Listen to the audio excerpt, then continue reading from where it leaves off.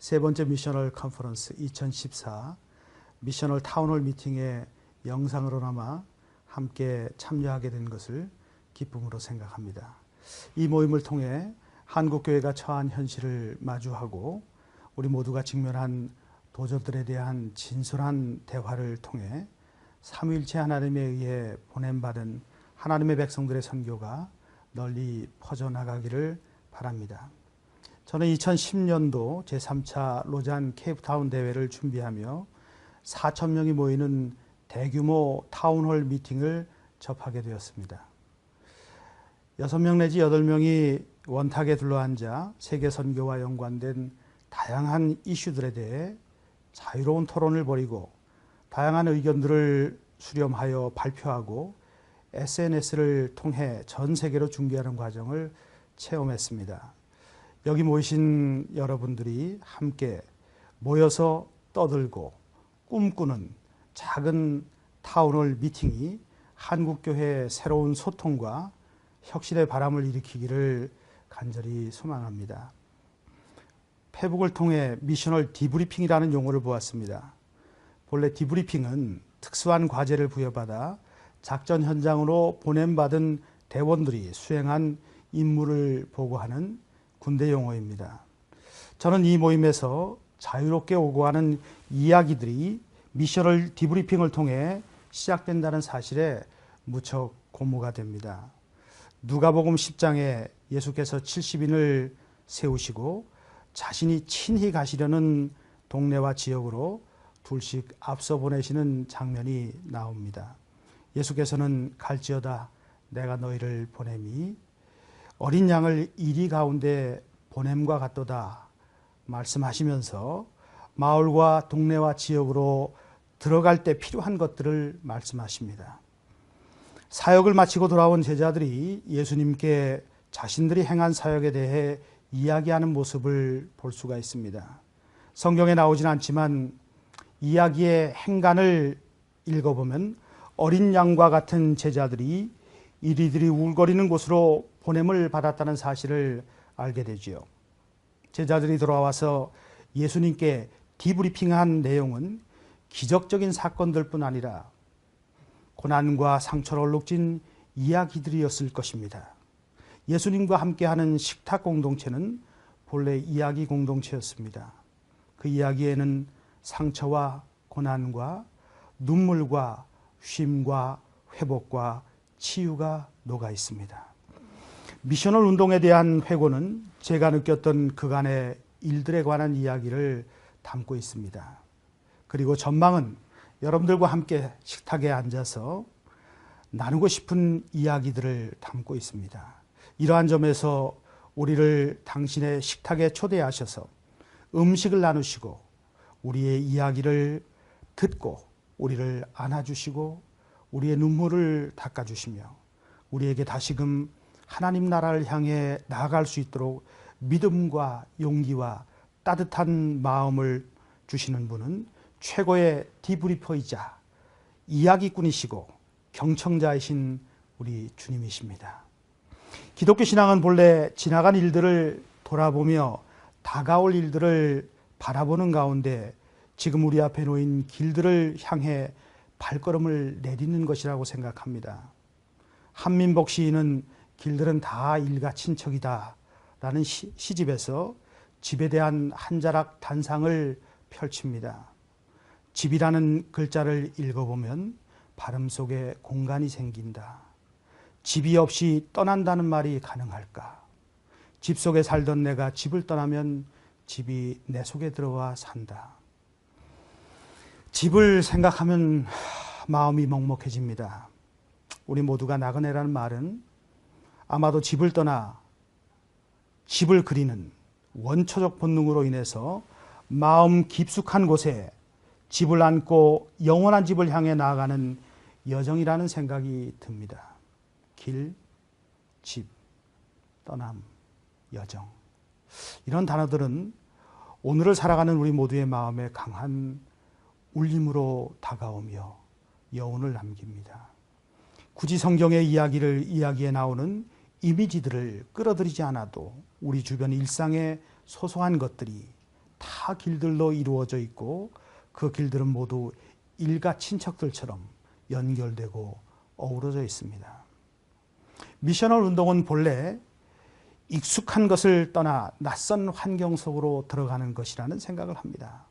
레슬리 뉴비긴이 인도라는 낯선 땅에서 35년 동안의 사역을 마치고 고국인 영국에 돌아와 맞닥뜨렸던 풍경은 낯설미였습니다.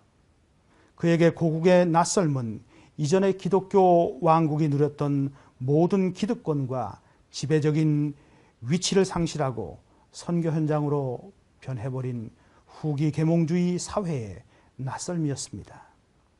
우리 또한 지난 수년 동안 한국교회와 사회의 모습을 바라보며 이와 유사한 느낌을 느끼고 있습니다. 지난 10여 년 동안 한국교회 안에서 일어났던 부끄러운 사건들을 일일이 다 열거할 수는 없습니다. 이러한 상황 가운데 보냄받은 하나님의 백성들의 복음을 살아내려는 고투가 참으로 힘겹게 보였던 지난 몇 해였습니다. 미셔널 운동을 돌아보면 그것은 언저리에서 이루어진 적은 무리들의 모임이었습니다. 그것은 예수운동의 본질이 바로 주변부의 운동이었고 사람들에게 들어가 그들과 함께 먹고 마시며 공동체를 형성하는 성육신적이고 변혁적인 이야기를 창조하는 특성을 갖고 있기 때문입니다. 지난 몇 년 동안 저는 국내의 다양한 미셔널 지체들이 복음을 부여잡고 세상으로 들어가려는 고통스럽지만 가슴 벅찬 모습들을 목격했고 간간히 그분들과 대화를 나누었습니다. 또한 해외 디아스포라 교회들과 해외 선교 현장도 한국교회가 만들어낸 산물이기에 그들 또한 우리가 고투하고 감내하며 또한 함께 나누어야 할 짐들을 부여잡고 힘겨워하는 모습을 보았습니다. 베트남 한인 선교사들과의 만남, 미국 한인 디아스포라 목회자들과의 만남, 그리고 교회 개척학교 숲과 함께한 네팔 한인 선교사들과의 만남을 통해 선교 현장의 고민들을 하나님의 선교, 하나님의 사랑의 마음의 관점에서 바라볼 수가 있었습니다.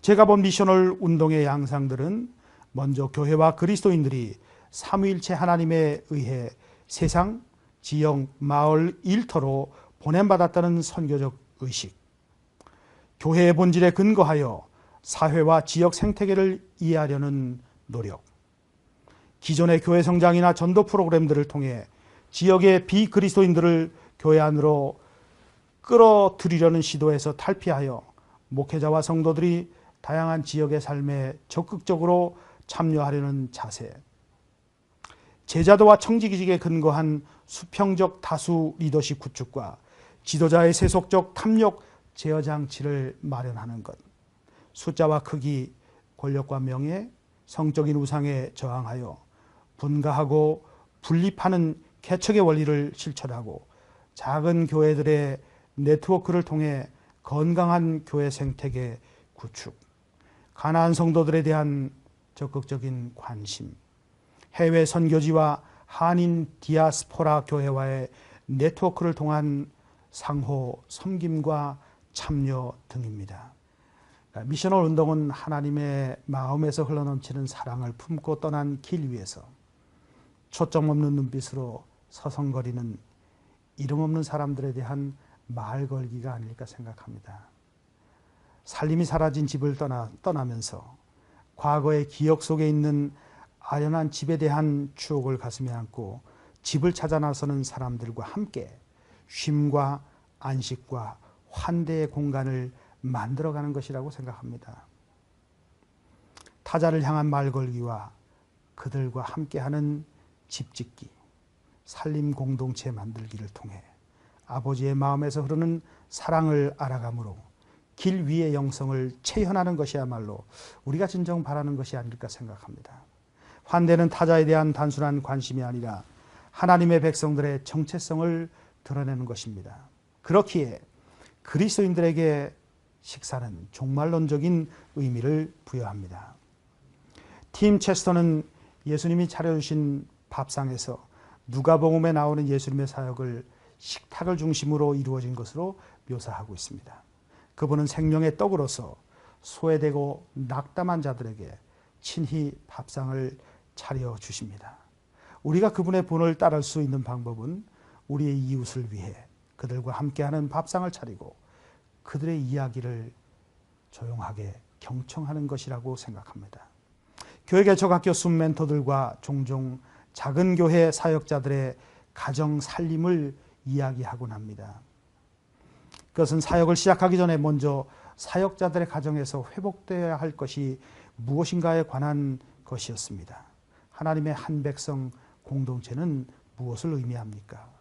그것은 함께 내밀한 속마음을 부끄러운 듯이 드러내고 이야기를 토해내는 것이겠지요. 함께 모여서 떠들고 식탁에 둘러앉아 하나님과 그의 백성의 이야기와 우리의 이야기를 엮어감으로 하나님 나라를 향한 꿈을 꾸는 것이 본래 우리가 원하는 미셔널 공동체의 정신과 마음과 태도가 아닌가 합니다. 그러나 사실 우리 사회의 가족 해체 현상을 통해서 볼 수 있듯이 공동체의 매력은 이상으로 다가옵니다. 신약 공동체의 모습에서 발견할 수 있듯이 모든 공동체는 늘 갈등을 안고 형성되어 나가는 길 위의 모습을 띠고 있습니다. 그런 의미에서 지금 한국교회가 매우 중요한 통과 의례를 겪고 있다고 저는 생각을 합니다. 기존에 경직된 전통적이고 제도적인 구조에서 뛰쳐나와 광야나 사막 혹은 정글로 들어가는 우리 자신의 모습을 그려봅니다. 박노해 시 가운데 이런 구절이 있습니다. 최선의 끝이 참된 시작이다.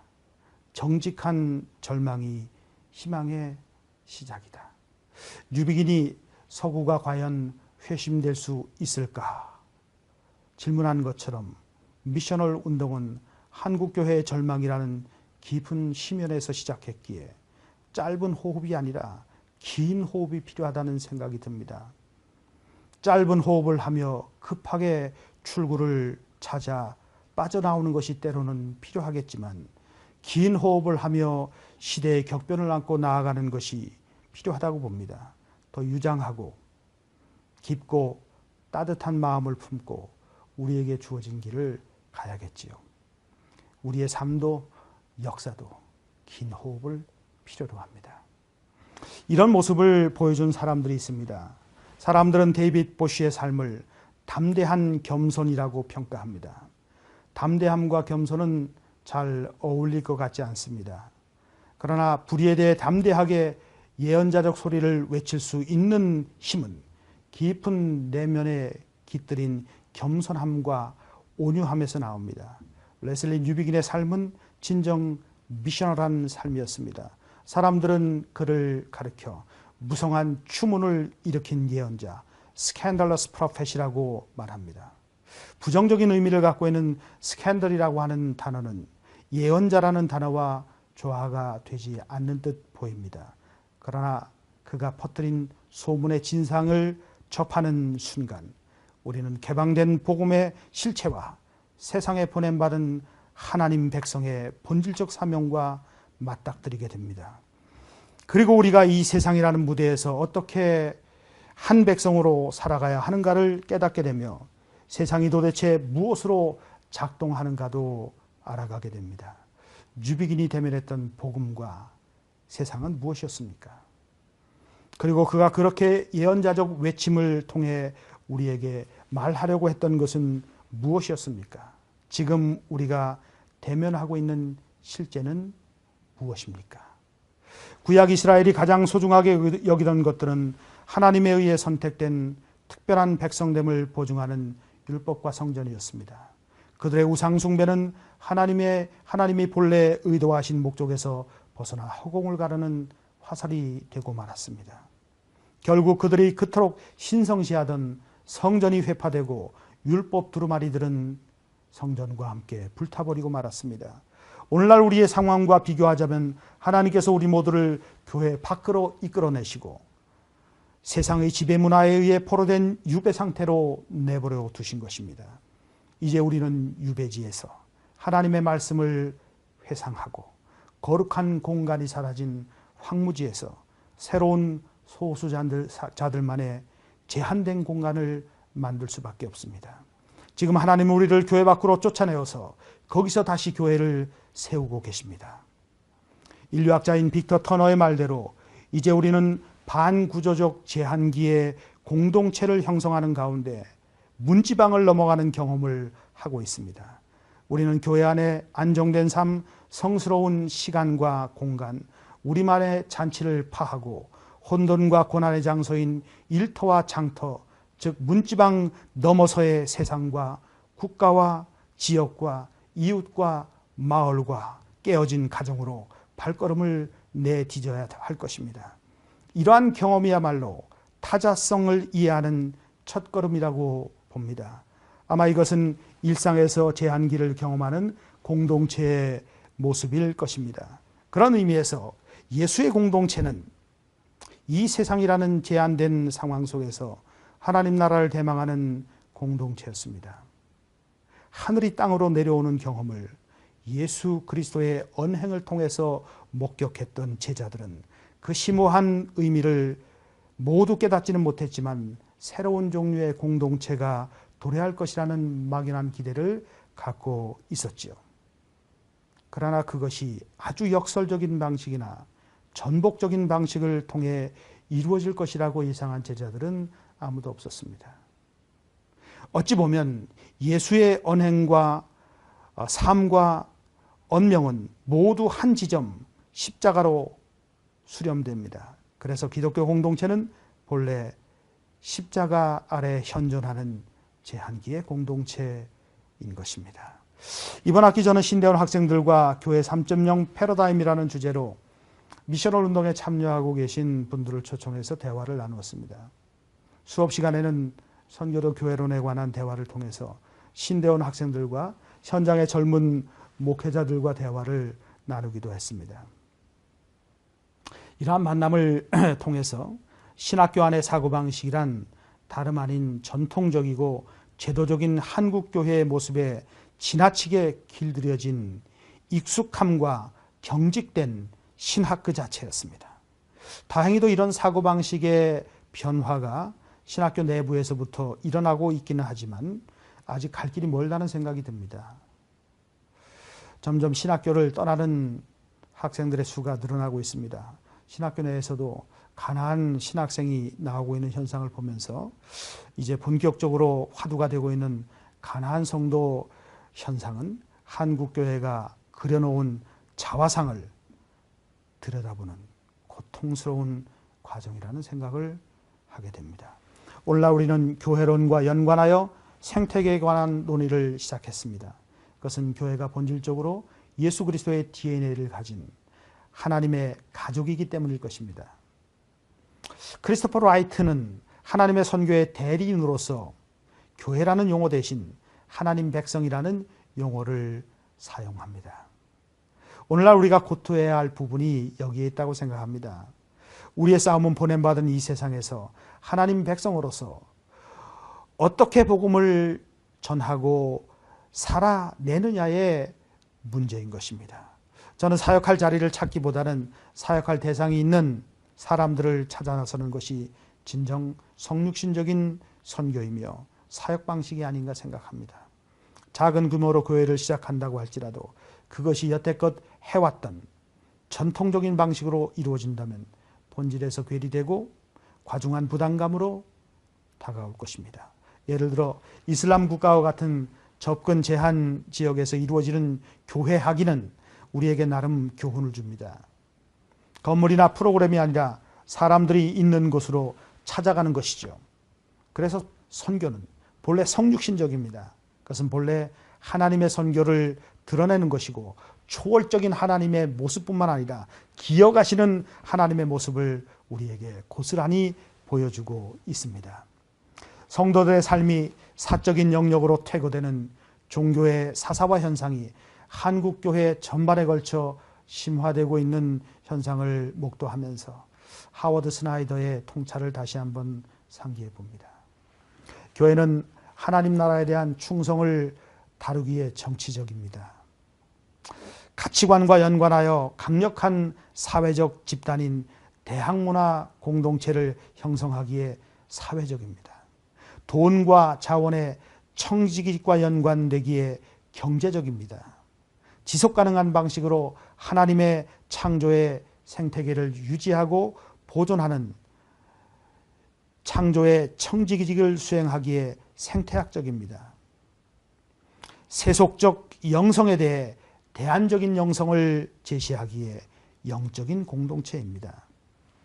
자, 이제 교파와 교회 그리고 기존의 신학 교육기관에 대한 의구심은 점점 더 깊어만 가고 있습니다. 미셔널 운동은 시간과 공간과 숫자와 크기에 얽매이지 않는 교회, 그리고 전문적인 목회자가 없이도 무방한 만인 제사장직이 구현되는 공동체를 지향하고 있지 않습니까? 이것은 진정 용서와 화해, 치유와 감사, 그리고 쉼과 회복이 넘치는 하나님의 진정한 가족의 모습일 것입니다. 앞으로 새로운 대안 공동체 안에서 이루어지는 다양한 방식의 모임과 배움의 장이 더욱더 넓혀지게 되기를 기대해 봅니다. 미셔널 디브리핑, 미셔널 마인드 스토밍, 미셔널 러닝, 미셔널 아우팅, 미셔널 리플렉션, 다 영어입니다. 한글로 바꿨으면 이렇지 않을까요? 함께 먹으며 이야기 나누기,